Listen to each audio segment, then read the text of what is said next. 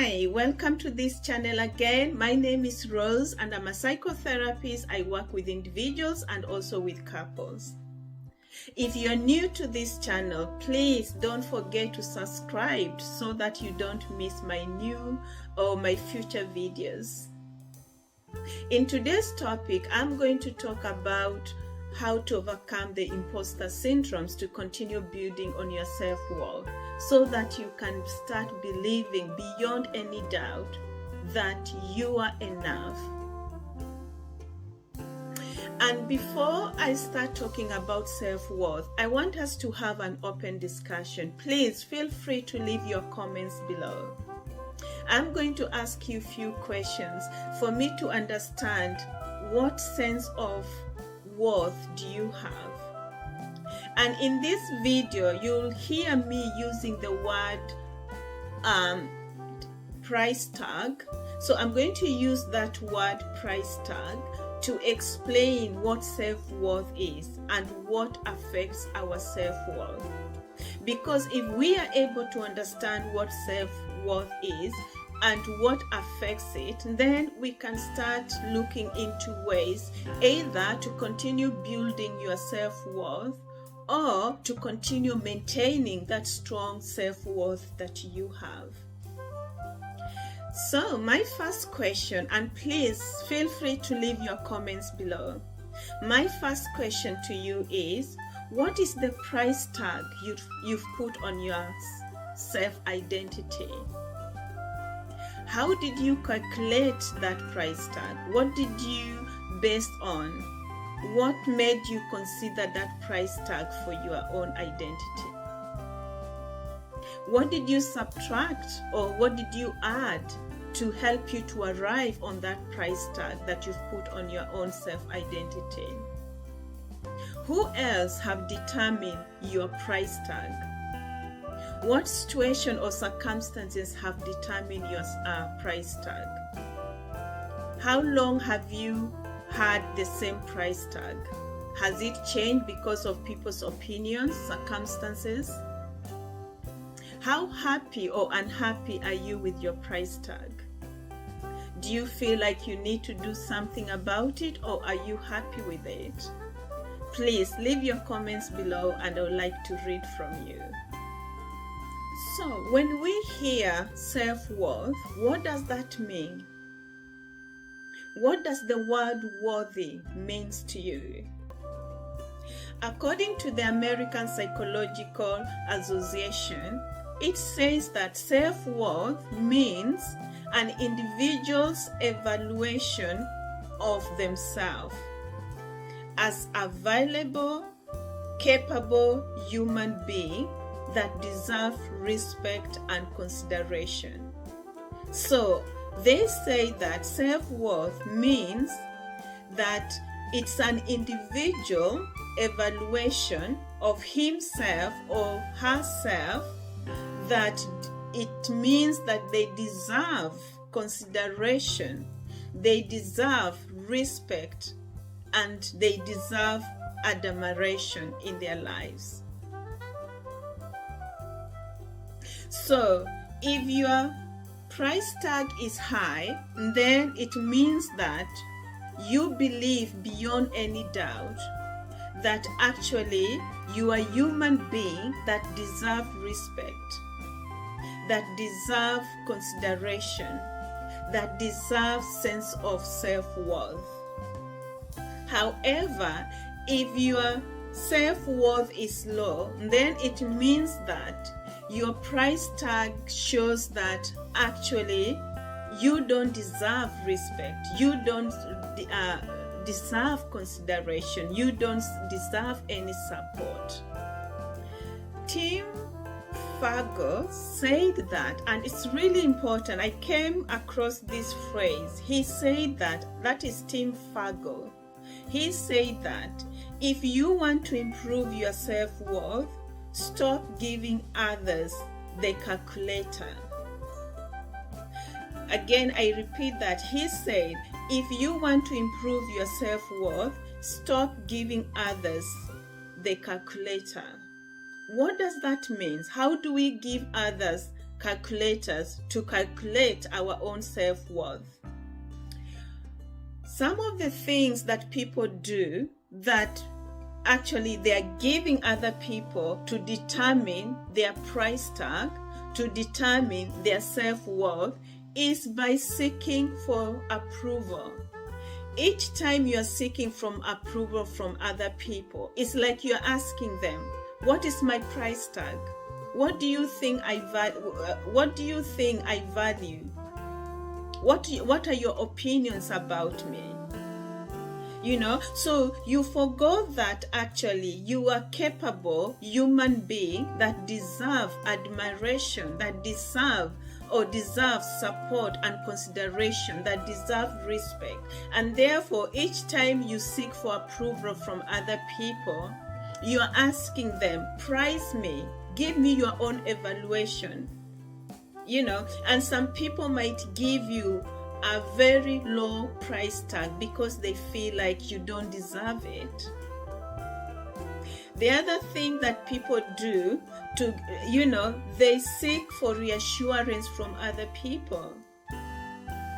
Even if they know 100% they've done so well, they don't believe that. They start doubting themselves. So they go for reassurance from others. And again, other people might give them assurance that are not positive. And it's like, again, they are giving them a calculator to calculate what price actually they want them to have.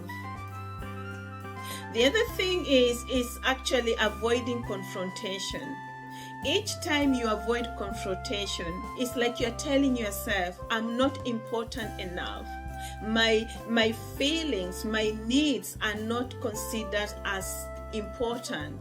Therefore, I'm not going to express my feeling. I'm not going to express my needs. Because you've already calculated that your price tag is quite low. The other thing also people end up doing is, again, as I said, they don't express their opinions, they don't express their needs. And also, they might end up behaving around other people as if they are not worthy. So you behave around other people as if you're not important. When you look around, you feel like everybody's better than you. Or you look around, you feel like everything has, everybody has everything that you don't have. And it's like giving people giving people the permission to calculate how important you are, how valuable you are. And some people might also start behaving as if you're not good enough, you're not important enough. So they might put their own price tag really low. And that definitely is going to affect your self-worth. The Bible says that God created you after His own image. It doesn't say that God created you after somebody's image. Even He doesn't say that God created us after our parents' image, our friends' image, or our work image and expectations. It says that God created us after His own image. And therefore, we were created by our own self-worth. And that means that if you are created with your self-worth, you don't need to earn it. You don't need to do things to get it because you already have it. You were born with it. You don't need people to determine your self-worth. You don't need people to calculate what is your price tag. All you need to do is to start believing that your self-worth is in you. You just need to start believing in it, acting according to your self-worth, believing in yourself, putting faith in yourself, hoping that you are going to do your best to achieve everything that you want in life. Self-worth is not about being perfectionist. It's not about achieving everything in life. It's not about seeking reassurance or not seeking for reassurance. Self-worth is all about that. It doesn't matter. You are still important. You are still valuable. You are still a human being who deserves respect, who actually deserve consideration. That is all about self-worth. So what can you do? What are some of the tips that you can try to continue healing your self-worth, to overcome that imposter syndrome of I'm not good enough, I'm not important enough, I don't fit in, there's something wrong with me, I'm a fraud, people are going to find out the truth about me, people are going to find out that I've been lying. What are some of the things that can really help you to heal that self-worth, to overcome the imposter syndrome? Roy Bennett, he says that strong people have a strong sense of self-worth. And also, they have a strong sense of self-awareness that they don't need approval. One of the things that makes people seek for approval, they are not aware of who they are. That sense of self-awareness is not there. And therefore, they keep on trying to find out who they are from other people's opinion or what people think about them. And therefore, according to Roy Bennett, he says that strong people have a strong sense of self-worth and self-awareness, that they don't need approval of others. Therefore, if you're tired of seeking for approval from other people, you need to have a very strong sense of self-awareness. You need to know who you are. You need to know everything about you. And these are some of the things you can start doing to help you to find out more about who you are. One of the things that can really help you to have that strong sense of awareness is to learn to love yourself. Be clear of how you want to be treated. Because if you're not clear of how you want to be treated, people will treat you the way they want, because you've not set that boundaries.